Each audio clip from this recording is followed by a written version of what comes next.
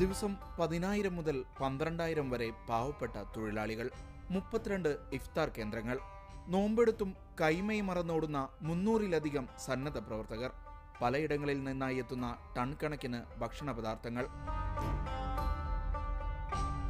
ഷാർജയിലെ സജയിൽ വിവിധ ലേബർ ക്യാമ്പിലെ തൊഴിലാളികൾക്കായി ടീം ഇഫ്താർ ഒരുക്കുന്ന നോമ്പുതുറയിലെ കാഴ്ചകളാണിത്. 11 വർഷം മുമ്പ് ഏതാനും യുവാക്കൾ തുടങ്ങിവെച്ച ഈ ഉദ്യമം ഇന്ന് UAE-യിലെ ഏറ്റവും വലിയ സംഘടിത നോമ്പുതുറയാണ്.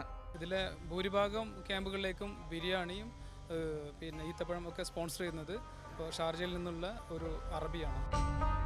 പ്രവാസി India, youth India, ICC, CCIA എന്നീ സംഘടനകളിലെ കൂട്ടായ്മയാണ്. അവിടെ കൂടെ മറ്റുള്ള സംഘടനകളും കൂടും. ഫോസ, അമാന, അൻസാർ അലുമിനി തുടങ്ങിയ എല്ലാവരും. പെരുന്നാൾ ദിവസത്തിനു മുമ്പ് ശേഖരിച്ച ഫിത്തർ സക്കാത്ത് കൂടി തൊഴിലാളികളിൽ എത്തിച്ചാണ് ഈ സന്നദ്ധ സംഘം റമദാനോടും ഈ ലേബർ ക്യാമ്പുകളോടും വിട പറയുക. ഒരു റമദാൻ കൂടി വിട പറയുമ്പോൾ 3 ലക്ഷത്തിലേറെ പേര് നോമ്പ് തുറപ്പിച്ചതിന്റെ പുണ്യം നേടുകയാണ് ടീം ഇഫ്താറിന്റെ പ്രവർത്തകർ. സജ ലേബർ ക്യാമ്പിൽ നിന്നും ക്യാമറ പേഴ്സൺ ഫഹീം മുഹമ്മദിനൊപ്പം ഷിനോ ഷംസുദ്ദീൻ, മീഡിയ 1.